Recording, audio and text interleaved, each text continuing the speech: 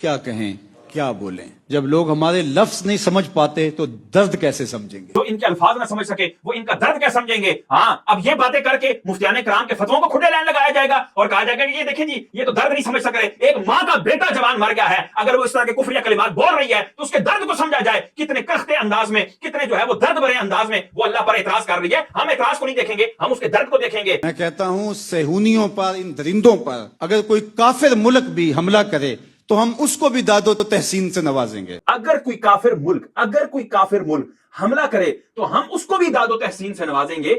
اگر کوئی کافر ملک کرے تو ابھی ایران نے کیا ہے، اگر کوئی کافر ملک بھی کرے تو آپ سمجھ سکتے ہیں کہ یہ ایران کو کس پڑلے میں رکھ رہے ہیں۔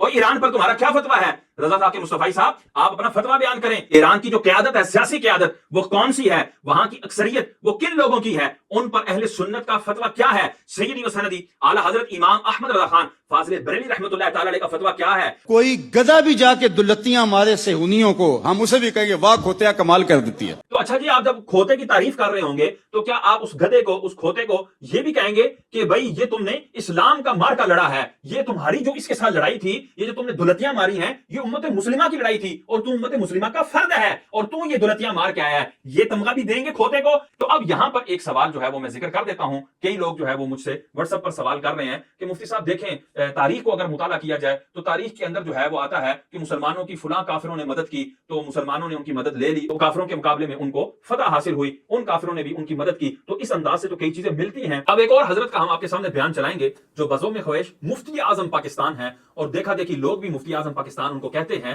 وہ کیا بیان دے رہے ہیں پہلے وہ سنیں پھر اس پر تبصرہ کرتے ہیں۔ اسرائیل اور ایران کا قضیہ یہ عالمی بھی ہے اور اس کا براہ راست امت مسلمہ سے بھی تعلق ہے۔ وہ نیچے نیچے سے ہو کر نکل گئے اور ان تمام چیزوں کو مبہم ہی چھوڑ گئے اور اتنا موٹا لفظ عوام کے ہاتھ میں پکڑا گئے کہ جاؤ پہلے لب کے لے آؤ قضیہ کینو کہندے نے۔ نحمدہ ونصلی ونسلم علی رسولہ الکریم۔ السلام علیکم ورحمۃ اللہ وبرکاتہ۔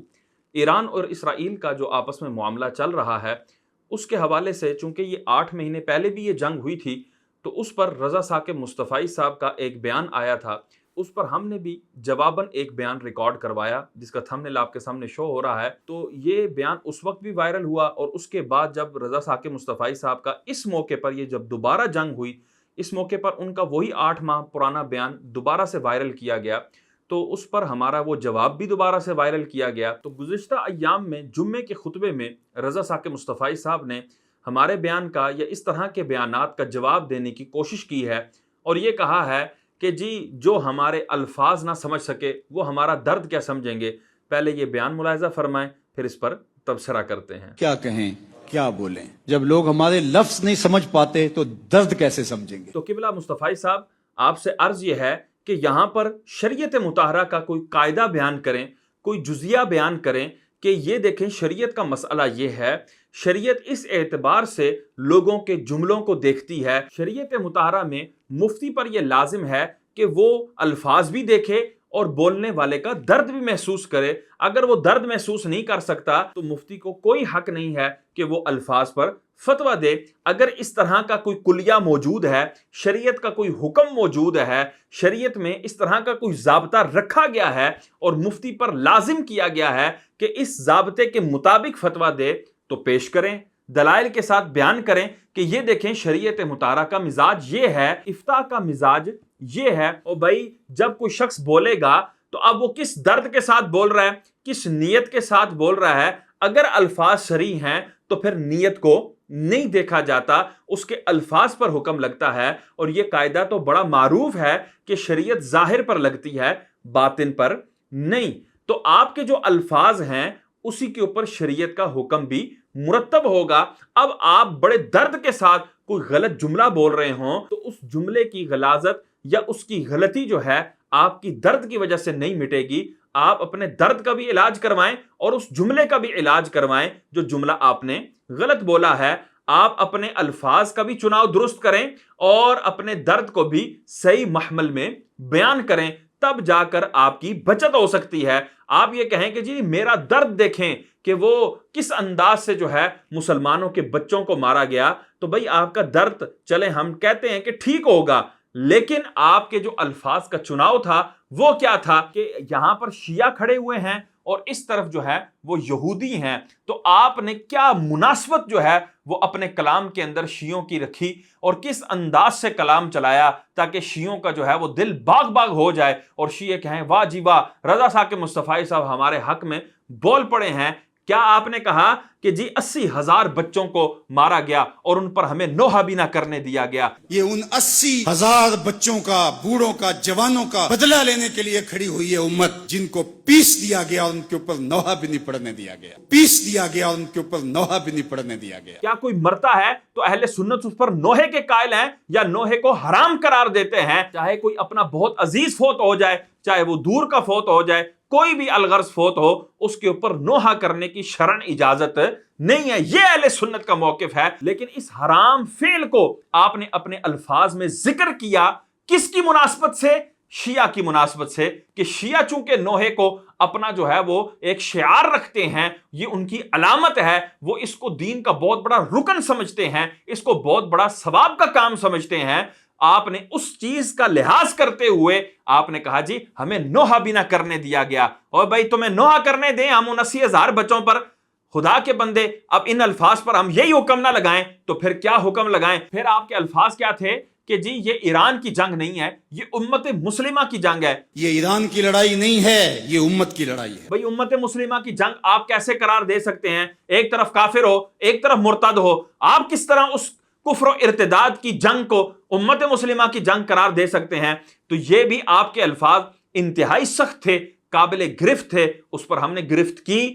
آپ کو اب اپنا درد یاد آ گیا تو ہم اس میں کچھ کر سکتے نہیں ہیں۔ اس کے بعد آپ کے الفاظ کیا تھے کہ جی دیکھیں جی کہہ رہے ہیں کہ جی دیکھیں جی چند دن کی بات ہے، پھر دیکھو کیسا جو ہے نا وہ ایران جو ہے کھنڈر بن جاتا ہے۔ تو میں نے کہا کہ دیکھو جی بظاہر کربلا بھی تو کھنڈر بن گیا تھا، لیکن آج نام ہے تو حسین کا۔ آج بھی مایوسی کے نعرے لگائے جا رہے ہیں۔ 4 دن کی کہانی ہے، اس کے بعد آپ کو ایران کھنڈر بنا دکھائی دے گا، بن جائے کھنڈر۔ تم کھنڈر کی بات کرتے تو کربلا کھنڈر نہیں بنا تھا، لیکن آج جھنڈے حسین کے جھول رہے ہیں، یزید کے تو نہیں جھول رہے ہیں۔ تو یہ کھنڈر اسرائیل بننے والا ہے۔ آل اسلام و یالو ولا یولا علیہ، اسلام سر بلند ہے، سر بلند رہے گا۔ آپ کو یہی مثال کیوں ملی؟ آپ کو جنگ بدر کیوں نہ یاد آیا؟ خیبر کیوں نہ یاد آیا؟ دیگر کوئی معرکہ کیوں یاد نہ آیا؟ دیگر کوئی غزوہ یاد کیوں نہ آیا؟ مسلمانوں کی اور سینکڑوں ہزاروں جنگیں ہیں، تاریخ کے اندر موجود ہیں، وہ کیوں نہ یاد آئی؟ آپ کو یہاں پہ کربلا اور امام حسین ہی کیوں یاد آئے؟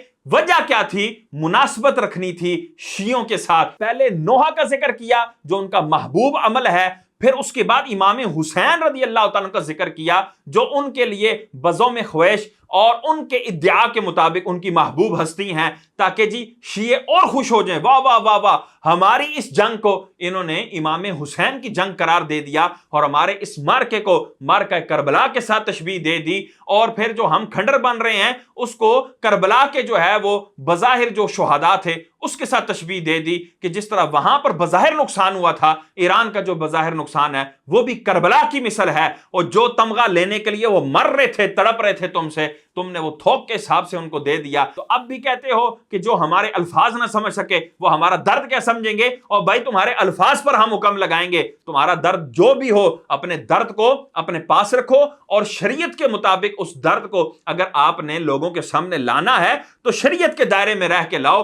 اگر اس درد کو شریعت کے دائرے سے ہٹ کر لایا جائے گا تو وہ قابل گرفت ہوگا۔ لوگوں کو درد ہی ہوتا ہے نا تو نوحہ کر رہے ہوتے ہیں، لوگوں کو درد ہی ہوتا ہے نا واویلا کر رہے ہوتے ہیں، لوگوں کو درد ہی ہوتا ہے نا تو کفریہ جملے بول رہے ہوتے ہیں، لوگوں کو درد ہی ہوتا ہے ناشکری کے کلمات بول رہے ہوتے ہیں۔ اب اگر کوئی مفتی ان پر قلم اٹھائے، ان پر فتویٰ لگائے کہ تمہارے یہ ناشکری کے الفاظ ہیں، تم ناشکری کر رہے ہو، تم نے یہ کفریہ کلمات اس درد کی حالت میں بول دیے ہیں، جیسے کوئی کہے جی وہ جی میرا بچہ مر گیا، یا اللہ تینوں میرا ہی بچہ لبیا سی معاذ اللہ، یا اللہ تینوں میرا ہی دروازہ لبیا ہے، یا اللہ تو سارے غم مینوں ہی بھیجنے سن۔ اس طرح کے اعتراضات لوگ کرتے ہوئے نظر آ رہے ہوتے ہیں تو وہ درد کی وجہ سے کر رہے ہوتے ہیں نا۔ بڑا خوشی کے اندر کوئی کہتا ہے جی یا اللہ تجھے میرا ہی خوشیوں کے لیے گھر ملا ہے، جو خوشی ہوتی ہے میرے گھر بھیج دیتا ہے، یا اللہ جو خوشی ہوتی ہے میرے گھر بھیج دیتا ہے۔ ایسا کبھی کوئی بندہ ملا؟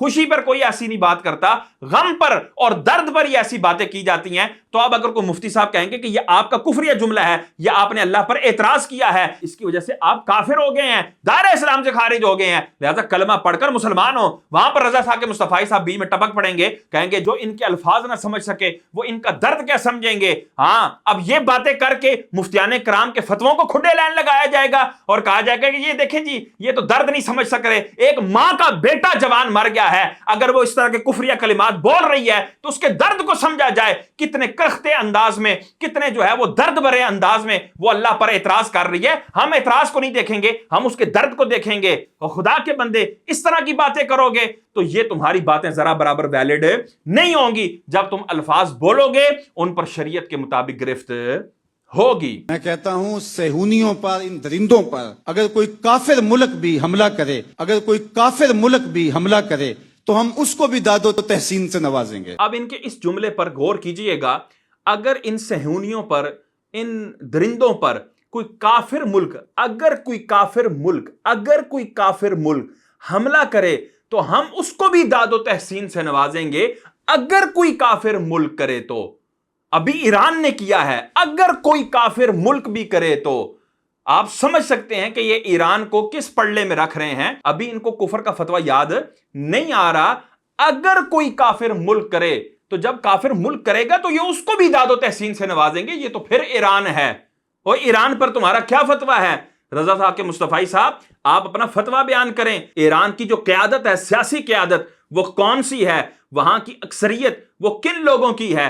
ان پر اہل سنت کا فتویٰ کیا ہے؟ سیدی و سندی اعلی حضرت امام احمد رضا خان فاضل بریلی رحمت اللہ تعالی علیہ کا فتویٰ کیا ہے؟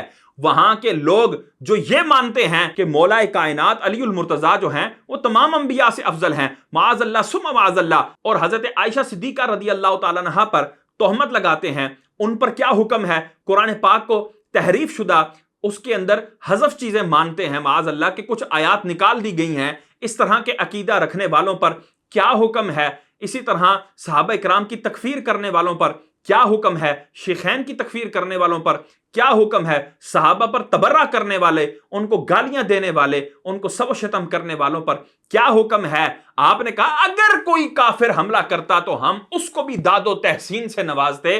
بھائی آپ اس کو تو داد و تحسین سے نوازتے, یہاں پر آپ ایران کو کس ملک میں شمار کر رہے ہیں؟ آپ لوگوں کو رضا ثاقب صاحب کے ان جملوں سے ہی اندازہ ہو جائے گا کہ یہ حضرت ان کو مسلمانوں کی صف میں کھڑا کر رہے ہیں. یہاں پھر اس جواب کے اندر انہوں نے شیعوں کو اسلام کی صف میں لا کے کھڑا کر دیا, مسلمانوں کی صف میں لا کر کھڑا کر دیا. اس کو کہتے ہیں عذر گناہ بدتر از گناہ, کہ جو گناہ کا عذر بیان کر رہے تھے اس میں بھی پھر گناہ سے بدتر جو ہے وہ معاملہ کر گزرے. اور اس کے اندر بھی یہ جملے انہوں نے بول دیے کہ جی اگر کافر کرتے, اس کا مطلب یہاں پہ ابھی کافروں نے حملہ نہیں کیا, بلکہ یہ تو ایران مسلمانوں کے ملک نے اور مسلمانوں نے ابھی حملہ کیا ہے. اور رہی بات کہ اگر کافر جو ہے وہ اس انداز سے معاملات کرے تو اس کی کیا داد و تحسین کی جائے گی؟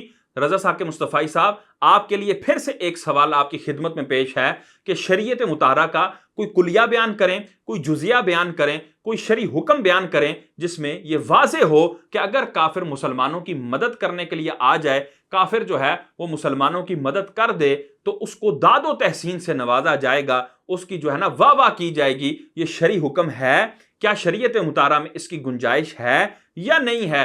پھر اگر کافر سے مدد لینی پڑ جائے تو شریعت میں اس کے کیا احکامات ہیں؟ انشاءاللہ یہ ہم ایک اور ابھی بیان چلائیں گے, اس کا بھی ساتھ حکم بیان کریں گے, اور پھر ایک حدیث پاک سے ان سب کو جواب دیں گے. وہ حدیث پاک ضرور سنیے گا, بیان کو اینڈ تک سنیں گے, انشاءاللہ سارے معاملات جو ہیں آپ کے سامنے واضح ہوتے جائیں گے. ان کو اس حدیث پاک سے ہم جواب بھی دیں گے. ابھی ان کا بیان مزید کنٹینیو کرتے ہیں اور اس پر تبصرہ کرتے ہیں. کوئی گدھا بھی جا کے دلتیاں مارے صہیونیوں کو, ہم اسے بھی کہیں گے واہ کھوتیا کمال کر دیتی ہے. تو اچھا جی, آپ جب کھوتے کی تعریف کر رہے ہوں گے تو کیا آپ اس گدھے کو, اس کھوتے کو یہ بھی کہیں گے کہ بھائی یہ تم نے اسلام کا مارکا لڑا ہے, یہ تمہاری جو اس کے ساتھ لڑائی تھی, یہ جو تم نے دلتیاں ماری ہیں, یہ امت مسلمہ کی لڑائی تھی اور تو امت مسلمہ کا فرد ہے اور تو یہ دلتیاں مار کے آیا ہے, یہ تمغہ بھی دیں گے کھوتے کو؟ اور یہ جو کھوتے کو زخم آئے ہیں اس کے اوپر یہ کہہ دیا جائے کہ اوہو جی بظاہر اس کو تو آپ دیکھ رہے ہیں کہ جی بڑا معاملہ خراب ہوا ہے، تو معاملہ تو بظاہر خراب کربلا میں بھی ہوا تھا، معاذ اللہ ثم معاذ اللہ،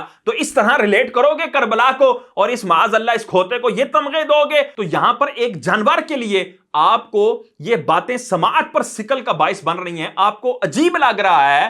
تو بھائی جب امام حسین کو مرتد کے ساتھ تشبیہ دی جائے گی اور مرتدوں کے اور کافروں کے مارکے کو مسلمانوں کے مارکے کے ساتھ، اسی طرح امت مسلمہ کہہ کے، اسی طرح امام حسین اور کربلا کی جنگ کے ساتھ تشبیہ دی جائے گی، تو کیا یہ بے ادبی نہیں ہے؟ تو بھائی جب گدھے کو کہ جو کہ مرتد سے بہتر ہے اس کے لیے یہ الفاظ نہیں بولے جا سکتے، تو پھر ان لوگوں کے لیے کہ جو منہ بھر بھر کر گالیاں دیتے ہیں صحابہ کو، منہ بھر بھر کے کفریات بکتے ہیں، ان کو تشبیہ دو گے تم امام حسین کے مارکے کے ساتھ اور امام حسین کے ساتھ اور امت مسلمہ کی جنگ قرار دو گے؟ لا حول ولا قوت الا باللہ العلی العظیم۔ انہوں نے ہمارے بچے مارے ہیں، انہوں نے ہماری بیٹیوں کو ذبح کیا ہے، ان صہیونیوں نے پگھلا دیا بمبوں کے اندر ہمارے غزہ کے لوگوں کو۔ تو رضا ثاقب مصطفی صاحب، ہم بھی یہی کہتے ہیں کہ بالکل انہوں نے جو ظلم کیے ہیں وہ ناقابل بیان ہیں، ان کو ہم بیان بھی نہیں کر سکتے، کلیجہ منہ کو آتا ہے کتنے گندے مظالم جو ہے انہوں نے مسلمانوں پر ڈھائے، فلسطینیوں پر ڈھائے، غزہ کے مسلمانوں پر ڈھائے۔ لیکن اس درد کو جب ہم بیان کریں گے تو شریعت مطہرہ کے دائرے میں رہ کر بیان کریں گے کہ مسلمان کا جینا بھی شریعت کے لیے ہے، مرنا بھی شریعت کے لیے ہے۔ جب ہمارے جینے سے لے کر مرنے تک ہمیں ایک باؤنڈری میں رہنے کا حکم ہے تو اس باؤنڈری سے باہر آنے کی ہمیں شرعن اجازت نہیں ہے۔ تو اب یہاں پر ایک سوال جو ہے وہ میں ذکر کر دیتا ہوں، کئی لوگ جو ہے وہ مجھ سے واٹس ایپ پر سوال کر رہے ہیں کہ مفتی صاحب دیکھیں تاریخ کو اگر مطالعہ کیا جائے تو تاریخ کے اندر جو ہے وہ آتا ہے کہ مسلمانوں کی فلاں کافروں نے مدد کی تو مسلمانوں نے ان کی مدد لے لی، تو کافروں کے مقابلے میں ان کو فتح حاصل ہوئی، ان کافروں نے بھی ان کی مدد کی۔ تو اس انداز سے تو کئی چیزیں ملتی ہیں۔ تو میں ان کو یہ کہتا ہوں کہ ایک ہے پریکٹیکل کسی کے حوالے سے معاملہ کرنا اور ایک ہے فقط بیان داغنا، بیان دینا جس انداز سے پاکستانی یہ کہتے ہیں اور پاکستان کی حکومت یہ کہتی ہے کہ ہم کشمیریوں کے ساتھ کھڑے ہیں، ہم کشمیر کے ساتھ کھڑے ہیں۔ کتنا عرصہ ہو گیا کھڑے ہوئے کو؟ جب سے پاکستان بنا ہے تب سے ہی پاکستانی اور پاکستان کی گورنمنٹ، پاکستان کے ادارے وہ کشمیریوں کے ساتھ کھڑے ہیں۔ تو کیا اس کھڑے ہونے کا کشمیریوں کو فائدہ ہوا؟ کیا وہ سارے معاملات پورے ہو گئے؟ کیا کشمیریوں کو ان کا بدلہ مل گیا؟ کیا کشمیریوں کو ان کا خطہ مل گیا؟ یہ سارے معاملات ہو گئے فقط اس بیان دینے سے؟ آج تک سارے کے سارے لوگ اس بیان کی مذمت کر رہے ہیں کہ تم فقط کھڑے ہی ہو، کرتے کچھ کیوں نہیں ہو، جاتے کیوں نہیں ہو، ان کی مدد کیوں نہیں کرتے پریکٹیکل طور پر۔ تو ہم یہاں پر بھی یہی کہیں گے کہ یہاں پر فقط ایک بیان داغا جا رہا ہے اور سیاسی جماعت کی طرف سے بیان نہیں داغا جا رہا بلکہ ایک مذہبی لیڈر کی طرف سے بیان داغا جا رہا ہے۔ جب آپ سیاسی طور پر بیان جو ہے وہ دیں گے تو لوگ اس کو سیاسی سطح پر رکھیں گے، اس میں پھر عقائد کو ایڈ نہیں کریں گے، عقیدت کو ایڈ نہیں کریں گے، ان کے ساتھ اپنی عقیدتوں کو نہیں جوڑیں گے، بلکہ وہ ایک سیاسی بیان سمجھ کر کہ جی یہ تو ایک سیاسی بندہ ہے، یہ سیاسی لیڈر ہے، یہ جو ہے وہ وزیر اعظم ہے، یہ جو ہے وہ جنرل ہے، یہ کرنل ہے، اس لیے یہ بیان دے رہا ہے، تو اس کو اسی سطح پر رکھا جائے گا۔ لیکن جب ایک مذہبی اسکالر، ایک مذہبی رہنما، ایک عالم دین، ایک مفتی اسلام جب وہ بیان دے گا تو لوگ اس کو فقط سیاسی طور پر نہیں لیں گے بلکہ اس کو مذہبی طور پر لیں گے اور اس میں اپنی عقیدت کو گھسائیں گے، اپنے عقیدے کو گھسائیں گے، اور ان لوگوں کے ساتھ جن کے حوالے سے مولوی صاحب نے بیان دیا ہے، علامہ صاحب نے، اسکالر صاحب نے اور ان مفتی صاحب نے بیان دیا ہے، ان کے ساتھ اپنی مذہبی عقیدت اٹیچ کر لیں گے اور ان کے پلڑے میں جا کر بیٹھ جائیں گے۔ تو یہاں پر ایک بیان کہ جو کہ زبانی کلامی ہے اور پھر وہ سیاسی سطح کا بھی نہیں ہے بلکہ ایک مذہبی سطح کا ہے اور اس کے پھر نقصانات اتنے ہیں، تو پھر ہم اس بیان کی کیوں نہ مذمت کریں۔ اب آ جائیں پریکٹیکل طریقے پر۔ مثال کے طور پر آپ کا بارڈر جو ہے وہ ایرانیوں کو استعمال کرنے کی ضرورت پڑ گئی، یا آپ کی جگہ جو ہے وہ مد مقابل کافر کو مارنے کے لیے کسی دوسرے کافر کو ضرورت پڑ گئی، تو آپ اپنی جگہ اپنا دروازہ کھول دیں یا اپنا جو ہے اس کو اپنی راہ دے دیں کہ بھائی یہ اس کافر کو مار دے جا کر، تو یہ بھی آپ نے بظاہر مدد ہی کی ہے، لیکن اس مدد کرنے کی شریعت اجازت دیتی ہے کہ ٹھیک ہے لڑنے دو ان کو، ایک ظالم دوسرے ظالم پر مسلط ہوا ہے تمہارا بیچ میں راستہ چونکہ بلاکیج آ رہی تھی مسلمان کی طرف سے، وہ بلاکیج مسلمان نے ہٹا دی، وہ جو رکھنا تھا بیچ میں سے وہ مسلمان نے ہٹا دیا، تو اس اعتبار سے مدد کی جا سکتی ہے، یا اس اعتبار سے اس کو اسلحہ دیا جا سکتا ہے کہ ٹھیک ہے تم جو ہے وہ مد مقابل کافر کو مارو، چونکہ وہ مسلمانوں کا دشمن ہے، پاکستانیوں کا دشمن ہے، اور پاکستان پر بھی حملہ کرنے کا ارادہ رکھتا ہے، تو ٹھیک ہے تم اس کو مار دو۔ اس انداز کے جو ہے وہ معاملات جو ہے وہ کیے جا سکتے ہیں۔ تو رضا ثاقب مصطفی صاحب نے اس طرح کا کوئی معاملہ کیا؟ کیا جا کر ایران کو اسلحہ پرووائڈ کیا؟ کیا ایران کو جا کر اس طرح عملی طور پر کوئی مدد فراہم کی؟ نہیں کی۔ تو اگر اس طرح کی کوئی مدد فراہم انہوں نے نہیں کی تو فقط زبانی کلامی اس طرح کا بیان دے رہے ہیں جس سے لوگوں کی عقیدتیں ان کے ساتھ جڑ رہی ہیں، تو اس کی بالکل شرعن اجازت نہیں ہوگی، اور عملی طور پر بھی میں نے جس انداز کی اجازت بیان کی ہے تو وہ بھی محدود ہوگی، شریعت مطہرہ کے قواعد کے اندر بند ہوگی، اور شریعت جتنی اجازت دے گی اتنی کافر کی آپ مدد کر سکتے ہیں۔ اب کافر سے مدد لینے کی جہاں تک بات آئے گی تو اس میں بھی شریعت مطہرہ نے کافر سے مدد لینے سے منع کیا ہے۔ جنگ کے معاملات میں مسلم شریف کے اندر باقاعدہ پورا باب باندھا گیا ہے کہ کافر سے مدد نہیں لی جا سکتی جنگ کے معاملات میں، الا یہ کہ کوئی اضطراری صورت بن جائے، کوئی ایسی کیفیت بن جائے تو اس کے اندر شریعت مطہرہ جو ہے وہ رخصت پیدا کر دے تو وہ بات مستثنا ہے۔ تو عمومی حالات میں تو جنگ کے اندر مدد نہیں لے سکتے۔ آپ کہتے ہیں کہ جی وہ دیکھیں وہاں فلاں جو ہے وہ تاریخ کے اندر ایسا معاملہ ہوا تھا، ایسا معاملہ ہوا تھا، اور بھائی جتنے بھی معاملات ہوئے تھے ان سب کو ہم شریعت مطہرہ کے اوپر پرکھیں گے۔ جو شریعت مطہرہ پر پورا اترے گا وہ ہمارے سر آنکھوں پر، جو شریعت مطہرہ پر پورا نہیں اترے گا ہم اس کو اٹھا کر سائڈ پہ کر دیں گے اور شریعت مطہرہ کے حکم کو اپنے سینے سے لگا لیں گے اور اس پر عمل کریں گے۔ تو یقیناً یہ میرا جواب جو ہے وہ آپ لوگوں کو سمجھ میں آ گیا ہوگا کہ لفاظی اور ہوتی ہے، عملی طور پر آنا اور ہوتا ہے۔ عملی طور پر آنے کی بھی کوئی قیودات ہوں گی، حدود ہوں گی، جبکہ لفاظی کے ساتھ بیان کرنا اور سیاسی سطح پر بھی نہ ہو تو یہ کتنا خطرناک ہے یہ آپ سب نے دیکھ لیا۔ اب ایک اور حضرت کا ہم آپ کے سامنے بیان چلائیں گے جو بزوم خواہش مفتی اعظم پاکستان ہیں، اور دیکھا دیکھی لوگ بھی مفتی اعظم پاکستان ان کو کہتے ہیں۔ وہ کیا بیان دے رہے ہیں پہلے وہ سنیں پھر اس پر تبصرہ کرتے ہیں۔ اسرائیل اور ایران کا قضیہ یہ عالمی بھی ہے اور اس کا براہ راست امت مسلمہ سے بھی تعلق ہے۔ ایران اور اسرائیل کا جو قضیہ ہے یہ عالمی بھی ہے اور اس کا امت مسلمہ سے تعلق بھی ہے، اور یہ بات کر کے حضرت جو ہے وہ نیچے سے نکل گئے اور انہوں نے وضاحت نہیں کی کہ اس کا تعلق امت مسلمہ کے ساتھ کس حیثیت سے ہے، امت مسلمہ کو یہاں پر کیا کرنا چاہیے، امت مسلمہ اس کے حوالے سے کیا رائے رکھے، شریعت میں اس کے حوالے سے کیا احکامات ہیں، کیا جزیات ہیں، کیا معاملات ہیں۔ ان سب چیزوں کو بیان کیے بغیر مفتی اعظم پاکستان صاحب جو ہیں وہ نیچے نیچے سے ہو کر نکل گئے اور ان تمام چیزوں کو مبہم ہی چھوڑ گئے، اور اتنا موٹا لفظ عوام کے ہاتھ میں پکڑا گئے کہ جاؤ پہلے لب کے لے آؤ قضیہ کینوں کہندے نے ہیں۔ ایران اور اسرائیل کا جو آپس میں جو قضیہ ہے یہ قضیہ جو ہے وہ اس کا جو تعلق عالمی اعتبار سے بھی ہے اور اس کا تعلق جو ہے امت مسلمہ کے ساتھ بھی ہے۔ آپ پہلے تو قضیہ ڈھونڈو، قضیہ کسے کہتے ہیں، پھر اس کا تعلق جو امت مسلمہ کے ساتھ ہے یہ بھی آپ لوگوں نے کرنا ہے۔ حضرت تو حلوے مانڈے کھانے کے لیے بیٹھے ہیں، حضرت جو ہے وہ شیعوں کی محافل میں جا کے ان کے ساتھ جھپیاں پپیاں کرنے کے لیے بیٹھے ہیں، حضرت جو ہے وہ دیوبندیوں کے نجی محافل میں جا کر ان کے ساتھ جو ہے وہ ہم نوالا ہم پیالہ ہونے کے لیے بیٹھے ہیں، حضرت جو ہیں وہ دیوبندیوں کی نجی محافل میں جا کے ان کے فارغ و تحصیل پوتے کو دعائیں دینے کے لیے بیٹھے ہیں، حضرت جو ہیں وہ دیوبندیوں کی مسجدوں کے افتتاح کے لیے بیٹھے ہیں، حضرت جو ہیں وہ دیوبندیوں کے پیچھے نمازیں پڑھنے کے لیے بیٹھے ہیں، حضرت جو ہیں وہ شیعہ کے مرنے پر اس کو تعزیت کرنے کے لیے بیٹھے ہیں، اس کو جیت الممتاز عالم دین کہنے کے لیے بیٹھے ہیں، اور اس میں غیرت و حمیت کوٹ کوٹ کر بھری ہوئی تھی، یہ تمغے دینے کے لیے یہ بیٹھے ہوئے ہیں۔ انہوں نے آپ کو نہیں بتانا کہ ایران اور اسرائیل کا جو قضیہ تھا اس قضیے کا تعلق امت مسلمہ کے ساتھ کیسے بن رہا ہے، امت مسلمہ اس میں کیا رائے رکھے گی تو ان کا ایمان بچے گا، کون سی رائے رکھے گی تو ان کا ایمان خطرے میں پڑ جائے گا۔ یہ چیزیں مفتی اعظم پاکستان صاحب نے نہیں بتانی۔ کیوں؟ اگر بتائیں گے تو جو ان کے حلوے مانڈے باہر سے لگے ہوئے ہیں یا آگے پیچھے سے لگے ہوئے ہیں وہ حلوے مانڈے بند ہو جائیں گے، ان کی ہر دل عزیزی وہ ہوا منصورہ ہو جائے گی اور وہ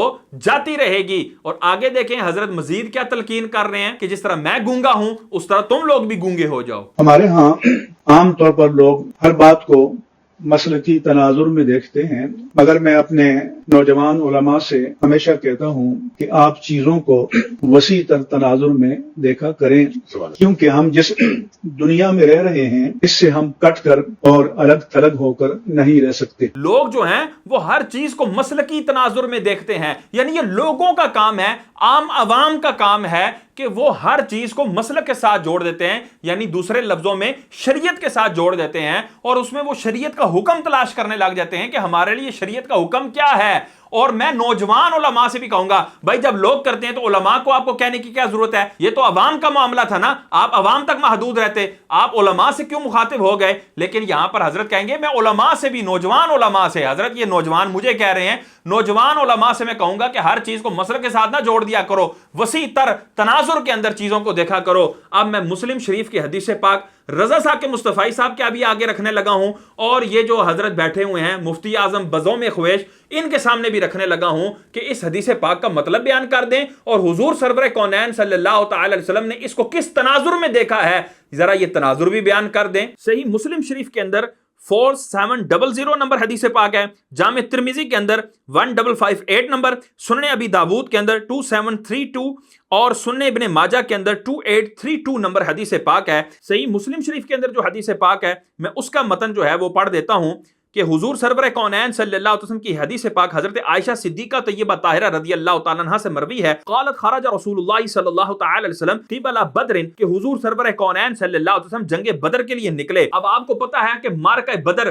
یہ کیسا عظیم معرکہ تھا، یہ کیسی عظیم جنگ تھی، یہ اسلام کی تاریخ کا کتنا بڑا معرکہ ہے کہ یہاں پر 313 صحابہ کرام ہے، یہاں قلت ہے اور وہاں پر کثرت ہے، اور سامنے مد مقابل 1000 کا لشکر ہے۔ تو کتنی ضرورت تھی افراد کو بڑھانے کی، اپنی تعداد کو بڑھانے کی، اور کس طرح کے حالات تھے، کس طرح کے معاملات تھے۔ اب ان سب چیزوں کو ذہن میں رکھیے گا اور اس حدیث پاک کو دیکھیے گا تاکہ آپ کو لوگوں کا تناظر بھی سمجھ میں آئے، رسول اللہ کا تناظر بھی سمجھ میں آئے، علماء، نوجوان علماء کا تناظر بھی سمجھ میں آئے، اور پھر بزوم خویش مفتی اعظم پاکستان کا تناظر بھی سمجھ میں آئے۔ حضور سرور کونین صلی اللہ علیہ وسلم جب جنگ بدر کے لیے تشریف لے کر جا رہے تھے، فلما کان بحرۃ الوبرۃ ادرکہ رجل قد کان یذکر منہ جرأۃ ونجدۃ، جب حضور سرور کونین صلی اللہ تعالی وسلم وبرا کے حرہ کے مقام پر پہنچے تو ایک شخص حضور سرور کونین صلی اللہ تعالی وسلم کو ملا جس کا جو ہے وہ بہادری کے ساتھ چرچا تھا، اور اتنی بہادری کے ساتھ چرچا تھا، ففرح اصحاب رسول اللہ صلی اللہ تعالی وسلم حین رآہ،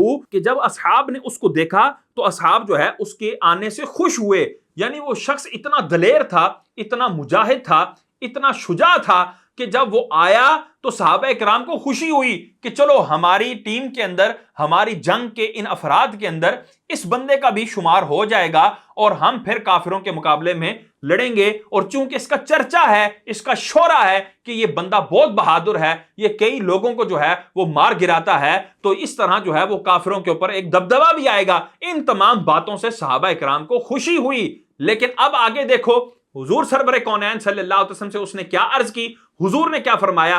وہ عرض کرنے لگا حضور سے، فلما ادرکہ قال لرسول اللہ صلی اللہ تعالی علیہ وسلم جئت لاتبعک، کہ حضور میں آپ کے ساتھ جانا چاہتا ہوں، واصیب معک، اور میں آپ کے ساتھ مال غنیمت بھی پانا چاہتا ہوں۔ قال له رسول اللہ صلی اللہ تعالی علیہ وسلم تؤمن باللہ ورسولہ، حضور نے اس سے سوال کیا کیا تو اللہ اور اس کے رسول پر ایمان لاتا ہے؟ قال لا، اس نے کہا نہیں۔ قال فرجع فلن استعین بمشرک، حضور نے فرمایا لوٹ جا، چلا جا، ہم مشرکوں سے مدد نہیں لیتے۔ تو اب یہ بزوم خویش مفتی اعظم پاکستان صاحب جو ہیں، معاذ اللہ اب یہ حضور کو کہیں گے کہ یا رسول اللہ آپ اس تناظر میں کیوں دیکھ رہے ہیں، آپ اس جنگ کو آپ مومنوں کے ساتھ کیوں ریلیٹ کر رہے ہیں، یہ تو کافروں کے ساتھ ہماری جنگ ہے، اور ہمیں اس وقت بظاہر افراد کی بھی ضرورت ہے۔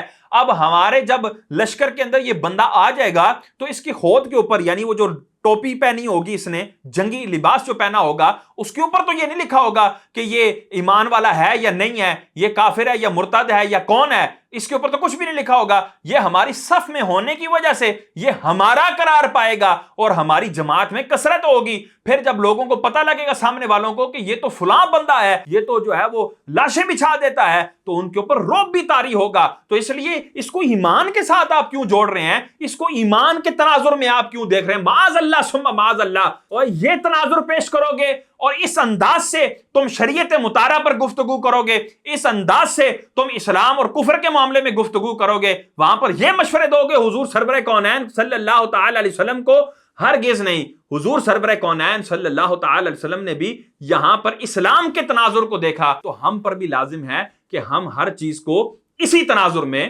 دیکھیں۔ میں کہتا ہوں صہیونیوں پر، ان درندوں پر اگر کوئی کافر ملک بھی حملہ کرے تو ہم اس کو بھی داد و تحسین سے نوازیں گے۔ تو یہاں پر حضور سرور کونین صلی اللہ تعالی وسلم کے پاس وہ کافر جو ہے وہ کافروں پر ہی حملہ کرنے کے لیے آ رہا تھا نا، وہ سامنے جو مشرک تھے اور سامنے جو کافر تھے جو ان صحابہ کو مارنا چاہ رہے تھے، بلکہ حضور سرور کونین صلی اللہ تعالی علیہ وسلم کو معاذ اللہ مارنے کے ارادے سے آئے تھے، اسلام کو مٹانے کے ارادے سے آئے تھے، وہ سامنے کھڑے تھے، ان کو یہ مارنے کے لیے آ رہا تھا۔ حضور سرور کونین کو داد و تحسین سے نوازنا چاہیے تھا، حضور کو بھی تھاپڑا دینا چاہیے تھا، صحابہ اکرام بھی اس کو داد و تحسین دیتے اور اس کو جو ہے وہ جھپیاں ڈال رہے ہوتے کہ جی تو ہماری مدد کرنے کے لیے آیا ہے، اگرچہ اس کا جو ہے وہ مقصد ایک دنیاوی مقصد تھا، لیکن بظاہر تو داد و تحسین تمہارے مطابق بننی چاہیے تھی اس کی، لیکن حضور سرور کونین نے اس کو داد و تحسین نہیں دی، اس کو صحابہ اکرام نے بھی گلے سے نہیں لگایا، بلکہ حضور کا سوال کیا تھا؟ تؤمنو باللہ ورسولہ، کیا تو اللہ اور اس کے رسول پر ایمان لاتا ہے؟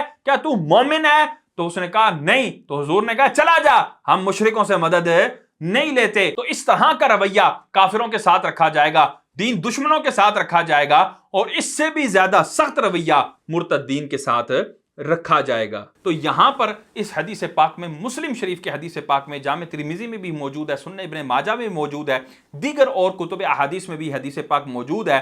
تو اس میں کس انداز سے واشگاف واضح طور پر ہمیں پتہ لگ گیا کہ ہم عمومی حالات میں مشرکوں سے مدد نہیں لیں گے، کافروں سے مدد نہیں لیں گے، اور مشرکین اور کافروں سے سخت تر حکم ہے مرتدین کا۔ تو جب کافروں سے مدد لینے کی شرعن اجازت نہیں ہوگی تو مرتد سے کب ہوگی؟ اسی طرح کافروں کی داد و تحسین کرنے کی شریعت میں اگر اجازت نہیں ہے تو مرتد کی کب ہو سکتی ہے؟ تو ان احادیث کو سامنے رکھا جائے، شریعت کے احکامات کو سامنے رکھا جائے۔ اب آپ لوگ دیکھ رہے ہیں، ناظرین بھی اچھی طرح سے یہ سمجھتے ہیں، لوگ جو ہے وہ ناک میں روٹی نہیں ڈالتے، پانی کو مم نہیں کہتے، روٹی کو جو ہے وہ گلگا نہیں کہتے، لوگ بھی اچھی طرح سمجھتے ہیں کہ مفتی مشاہد صاحب کی ویڈیوز دیکھی جائیں تو ہمیں دلائل نظر آتے ہیں، جزیات کے ساتھ جو ہے وہ بیان کیا جا رہا ہوتا ہے، اور سیدی و سندی اعلی حضرت جن کو یہ کہتے ہیں کہ ہمیں 100% مطلوب ہیں، ہم رضوی ہیں، ہم فکر رضا کے ٹھیکیدار ہیں، ہم فکر رضا کے علم بردار ہیں، ہم فکر رضا پھیلانے والے ہیں، تو ان کے اسی دعوے کے پیش نظر